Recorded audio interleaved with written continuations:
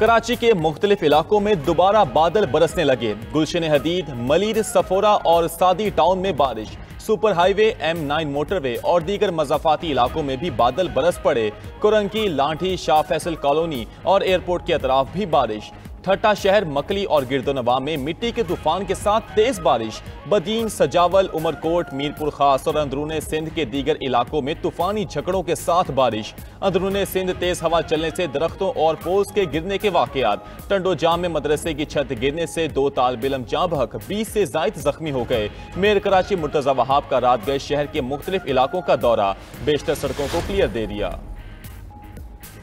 Iran में जौहरी तंसीबात की तबाही को ना मानने वाला मीडिया फेक न्यूज़ है। अमेरिकी सदर ट्रंप ने CNN और न्यूयॉर्क टाइम्स को फेक न्यूज़ मीडिया करार दिया। वाशिंगटन में तकरीब से खिताब करते हुए कहा, सहाफत के नाम पर गुमराह कुन प्रोपेगंडा नाकाबिले कबूल है। CNN, न्यूयॉर्क टाइम के जाली रिपोर्टर्स को बरतरफ किया जाना चाहिए। ट्रंप की शराय सूद में कमी न करने पर चेयरमैन फेडरल रिजर्व की कहते हैं, टैरिफ लगाने से अमेरिका को मुआशी तौर पर फायदा पहुंच रहा है। अफराते ज़र में इजाफा नहीं हुआ, दिफाई बजट में इजाफा कर रहे हैं। फौज मजीद जदीद साजो सामान फ्राहम करेंगे। चीन और यूरोपीय यूनियन से टैरिफ और तिजारती मुआहदे पर बातचीत जारी है। अमेरिका से तमाम गैर कानूनी तारकीन वतन को निकाल देंगे। तारकीन वतन की अक्सरियत जराइम में मुलविस है। अमेरिकी सदर ट्रंप के साथ मुलाकात का फिलहाल कोई मंसूबा नहीं। ईरानी वज़ीर ख़ारजा ने ट्रंप के बयान की तरदीद कर दी कि अगले हफ्ते वो ईरानियों से मुलाकात करने वाले हैं। अब्बास अरागची का कहना है कि अगले हफ्ते कोई ईरानी वफ्द ट्रंप से मुलाकात के लिए वाशिंगटन नहीं जा रहा। जायजा ले रहे हैं अमेरिका के साथ बातचीत का कोई फायदा होगा या नहीं। मुज़ाकरात के 5 राउंड्स के बावजूद इसराइल और अमेरिका ने ईरान पर हमला कर दिया। इसराइली और अमेरिकी हमलों से ईरान की जौहरी तंसीबात को नुकसान पहुंचा।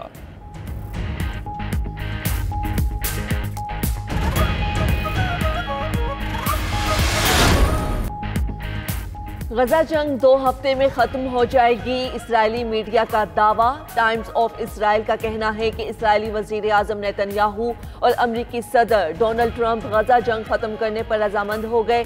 ट्रंप और नेतन्याहू ने फोन कॉल में गजा जंग बंदी पर इत्तफाक किया। मुत्तहिदा अरब अमारात और मिस्र समेत 4 अरब रियासतें हमास की जगह गजा पर मुश्तरका तौर पर हुकूमत करेंगी। सऊदी अरब और शाम इसराइल के साथ सिफारती ताल्लुकात कायम करेंगे। दीगर अरब और मुस्लिम ममालिक भी इसराइल के साथ ताल्लुकात कायम करेंगे। हमास की क़यादत को जलावतन कर दिया जाएगा। तमाम कैदियों को रिहा कर दिया जाएगा। गजा के जो रिहायशी हिजरत करना चाहते हैं उन्हें दूसरे ममालिक भेजा जाएगा। वाशिंगटन मगरबी किनारे के कुछ हिस्सों में इसराइली खुदमुख्तारी को तस्लीम करेगा। वज़ीर आज़म शहबाज शरीफ और अमरीकी वज़ीर ख़ारजा मार्को रूबियो के दरमियान टेलीफोनिक राबता। पाक अमरीका ताल्लुकात मजबूत बनाने और मशरिक़ वस्ता की सूरत हाल पर तबादला ख्याल किया गया। पाकिस्तान और अमरीका का तिजारत बढ़ाने के लिए मिलकर काम जारी रखने पर इत्तफाक। वज़ीर आज़म ने ईरान इसराइल जंग बंदी पर सदर ट्रंप की बाहमत और फैसला कुन क़यादत को सराहा। पाक भारत जंग बंदी में अमरीका के कलीदी किरदार पर भी शुक्रिया अदा किया। वज़ीर आज़म शहबाज शरीफ ने कहा कि पाकिस्तान मशरिक़ वस्ता में क़याम अमन के लिए तामीरी किरदार अदा करता रहेगा। अमरीकी वज़ीर ख़ारजा बोले, खित्ते में अमन व इस्तेहकाम के फ़रोग़ के लिए पाकिस्तान के साथ मिलकर काम करना चाहते हैं। इससे पहले विफाकी काबीना से खिताब में वज़ीर आज़म ने कहा कि पाकिस्तान ने भरपूर और मुस्तकिल अंदाज में ईरान की हिमायत की। अमरीकी सदर से मुलाकात के बाद फील्ड मार्शल आसिम मुनीर की ईरानी वज़ीर ख़ारजा से इस्तंबुल में तफसीली मुलाकात हुई। अमरीकी सदर ने फील्ड मार्शल की खुले दिल से तारीफ की। सदर Trump field marshal Asim Munir की सलाहियतों के मोतरिफ हैं।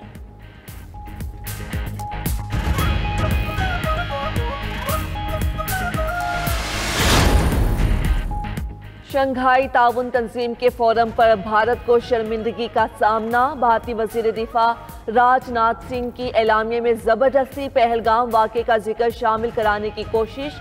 जराए के मुताबिक भारतीय वफ्द एलामिया में पाकिस्तान की मजम्मत के लिए मिन्नतें करता रहा। शंघाई ताउन तंजीम ने भारतीय प्रोपेगेंडा तस्लीम करने से इनकार कर दिया। शुरा ने बाहमी ताउन के जरिए इलाकाई तनाज़ात के हल पर जोर दिया। SCO वज़राए दिफा इजलास के एलामिये में भारत को बलोचिस्तान में बदअमनी फैलाने का जिम्मेदार ठहराया गया। शंघाई ताउन तंजीम वज़राए दिफा ने जाफर एक्सप्रेस पर दहशतगर्द हमले की मजम्मत भी की। एलामिया सामने आया तो भारतीय वज़ीर दिफा सटपटा गए।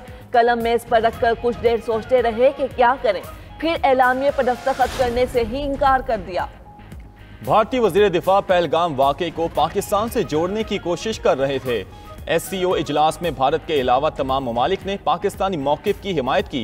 वज़ीर दिफा ख्वाजा आसिफ का कहना है कि मेरी तकरीर से पहले भारतीय वज़ीर दिफा तकरीर कर चुके थे। वो कश्मीर की सूरत हाल से तवज्जो हटाने की कोशिश करते रहे। मैंने अपनी तकरीर में समझौता एक्सप्रेस, बलूचिस्तान में दहशतगर्दी का जिक्र किया। मेरी तकरीर के बाद भारतीय वज़ीर दिफा ने दोबारा तकरीर करने का मौका मांगा, लेकिन उसे मुस्तरद कर दिया गया।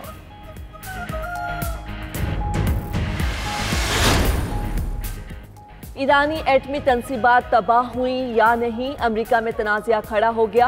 अमरीकी वज़ीर दिफा पीट हेग्सेट की अपने ही मीडिया पर लफ्जी बमबारी। वाशिंगटन में न्यूज़ कॉन्फ्रेंस के दौरान कहा कि कुछ अमरीकी चैनल मनगढ़ंत रिपोर्ट चला रहे हैं। चंद मीडिया हाउसेस ने एजेंडे के तहत खुफिया रिपोर्ट का मखसूस हिस्सा लीक किया। घुमा फिरा कर रिपोर्ट देकर ये लोगों का जहन खराब करते हैं। तनकीद करने वाले नहीं चाहते कि सदर ट्रंप कामयाब हो। कुछ न्यूज़ चैनल्स अमरीकी फौज के ऑपरेशन को कमतर बना रहे हैं। अमरीका का ईरानी जौहरी तंसीबात पर हमला बहुत कामयाब रहा। अमरीका ने ईरानी एटमी सलाहियत को तबाह कर दिया। इसराइल CIA राफेल ग्रोसी ने नुकसान का बताया। ईरान के दावे सिर्फ अपने लोगों को मुतमईन करने के लिए हैं।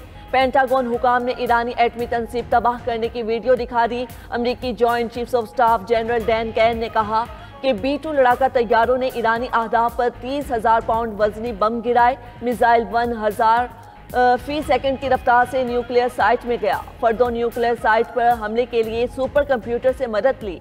ट्रंप की निगरानी में अल उदीद एयरबेस को महफूज बनाया। अमरीकी फौज ने इंतहाई महारत से ईरानी मिसाइलों को तबाह किया।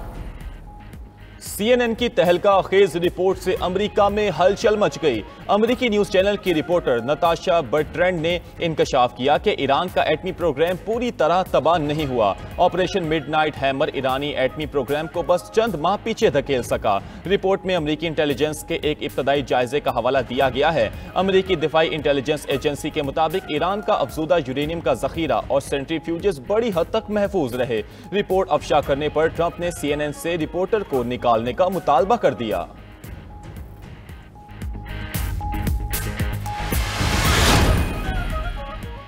एटमी तंसीबात पर हमलों में अमेरिका को कोई कामयाबी हासिल नहीं हुई। इसराइल की मुकम्मल तबाही के खदशे पर अमेरिका जंग में शामिल हुआ। ईरानी हमलों में सेहूनी रियासत पाश पाश हो गई। ईरानी supreme leader Ayatollah Ali Khamenei कहते हैं अमेरिका सेहूनी हुकूमत को बचाने के लिए जंग में कूदा, लेकिन उसे कुछ हासिल ना हुआ। ईरान ने अमेरिका के मुंह पर जोरदार थप्पड़ मारा है। ईरान ने खित्ते में मौजूद अमेरिकी अड्डों में से एक अल उदीद एयरबेस पर हमला किया और उसे नुकसान पहुंचाया। ईरान खित्ते में मौजूद अहम अमेरिकी अड्डों तक रसाई रखता है। ईरान जब भी जरूरी समझे तो कार्रवाई कर सकता है। जारियत पर दुश्मन को भारी कीमत चुकानी पड़ेगी। सेहूनी रियासत के खिलाफ फतह पर कौम को मुबारकबाद देता हूँ।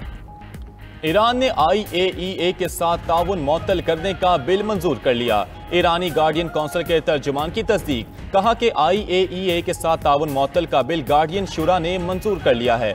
बिल के तहत अक़वाम मुत्तहिदा के जौहरी निगरान इदारे बैनुल-अक़वामी एटमी तवानाई एजेंसी के साथ ताउन मुअत्तल कर दिया जाएगा। ईरानी हुकाम ने इल्ज़ाम लगाया है कि IAEA ने अमरीका और इसराइल को हमलों का जवाब फराहम किया। इसके बाद ईरानी रहनुमाओं की जानिब से एजेंसी के खिलाफ सख्त बयानात सामने आए हैं।